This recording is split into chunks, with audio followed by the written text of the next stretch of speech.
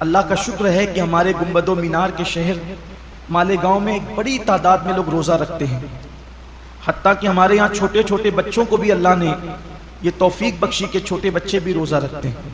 خواتین اس میں مردوں سے کچھ آگے ہے روزے کے معاملات کے اندر، لیکن کہیں نہ کہیں اب بھی کمی ہے۔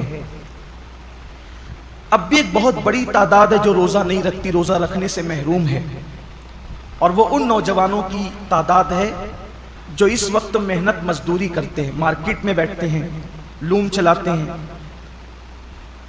کاروبار کرتے ہیں، اور ان کا عذر یہ کہ دھوپ بہت ہے، تمازت بہت ہے، شدت بہت ہے۔ واقعی موسم تو گرم ہے، کچھ روزے اپریل میں ہوں گے اور کچھ روزے مئی میں بھی ہوں گے، بلکہ پورا آخری عشرہ مئی میں ہوگا، اور گرمی کا اور محنت کا عذر پیش کر کے لوگ روزہ چھوڑ دیتے ہیں۔ پہلی بات تو یہ ہے کہ موسم کا عذر یا محنت کا عذر پیش کر کے روزہ چھوڑنے کی اجازت نہیں ہو سکتی، بلکہ اگر محنت مزدوری کی وجہ سے آپ روزہ چھوڑتے ہیں تو اسلام کا حکم یہ جو احکام شرع ہے وہ بتا رہا ہوں آپ کو، کہ ایک طرف روزہ چھوٹتا ہے کام دھام کی وجہ سے، آپ اپنے اندر طاقت نہیں پاتے کہ محنت بھی کریں اور روزہ بھی رکھیں، تو روزہ نہیں چھوڑ سکتے۔ آپ کو شریعت یہ حکم دیتی ہے کہ آپ اپنی مصروفیات کم کر دیجئے، آپ کام شارٹ کیجئے، لیکن روزہ آپ کو رکھنا ہے۔ اس لیے کہ رمضان شریف کے ایک روزے کی اہمیت یہ ہے، ایک روزے کی، کہ جان بوجھ کر اگر کسی نے رمضان شریف کا ایک روزہ چھوڑ دیا اور اس کے بدلے میں پھر وہ پوری زندگی روزہ رکھے، تو زندگی بھر کے تمام روزے اس ایک روزے کی فضیلت کو نہیں پہنچ سکتے جو ماہ رمضان شریف میں رکھا گیا ہے۔ ماہ رمضان شریف کے روزے کا بدل زندگی بھر کے روزے نہیں ہو سکتے۔ جو فضیلت ان دنوں کی ہے، یہ موسم ہے روزے کا، اور کچھ لوگ چھوٹی موٹی بیماری کا بہانہ لے کر بھی روزہ چھوڑتے ہیں۔ ہر چھوٹی موٹی بیماری پر روزہ چھوڑنے کی اجازت نہیں ہے، گنہگار ہوں گے، سخت گنہگار ہوں گے۔ جس نے ایک روزہ رمضان شریف کا چھوڑا پھر اس کو قضا بھی کرنا پڑے گا ایک روزہ، اور توبہ بھی کرنی پڑے گا۔ یہ بھی عوام میں غلط فہمی ہے کہ جو لوگ سوچتے ہیں کہ رمضان شریف کا ایک روزہ چھوڑ دیا جان بوجھ کر تو 60 روزے رکھنے پڑیں گے، ایسا نہیں ہے، ایک ہی روزہ رکھنا ہے۔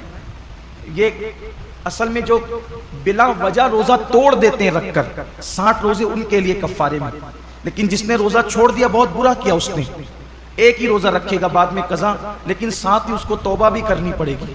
صرف روزہ قضا کرنے سے معاملہ ختم نہیں ہوگا، سچی توبہ بھی اس کے ساتھ لازم ہوگی۔ بلکہ جن لوگوں کے روزے کسی وجہ سے، لا علمی کی وجہ سے پہلے چھوٹ گئے، تو وہ عام دنوں میں غیر رمضان میں ان روزوں کی دھیرے دھیرے قضا کر لیں۔ روزہ نہ رکھنے کا وبال بڑا دردناک ہے۔ اللہ کے رسول صلی اللہ علیہ وآلہ وسلم فرماتے ہیں کہ میں نے جب شب معراج جہنم کا مشاہدہ کیا تو میں نے دیکھا کہ کچھ لوگوں کے جبڑوں کو آگ کی کینچی سے کاٹا جا رہا ہے۔ میں نے پوچھا جبریل یہ کون لوگ ہیں؟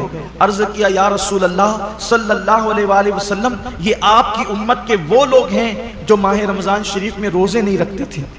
اس لیے یہ دنیا ہے، یہاں تو روتے گاتے گرتے پڑتے خوشی غمی میں زندگی کیسے بھی گزر جائے گی، لیکن ایک دن آخرت ہے، دنیا ختم ہونے والی ہے اور آخرت کبھی ختم نہیں ہوگی۔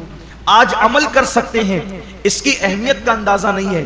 جب اس عمل کا صلہ ملے گا اور عمل نہ کرنے پر سزا ملے گی، تب انسان پچھتائے گا کہ کاش میں نے اس کا فائدہ اٹھا کر زندگی کا کچھ نیکیاں اکٹھا کر لی ہوتی، کچھ عمل کر لیا ہوتا۔ بلکہ مرنے والے اللہ کی بارگاہ میں منت کرتے ہیں کہ میرے اللہ ہمیں صرف 2 رکعت دنیا میں جا کر پڑھنے کی اجازت دے دے، لیکن ارشاد ہوتا ہے بندے جب ہم نے تجھے موقع دیا تھا اس وقت تو نے اس سے فائدہ نہیں اٹھایا، اب زندگی ختم ہو گئی ہے، اب دوبارہ کسی کو دنیا میں نہیں بھیجا جائے گا۔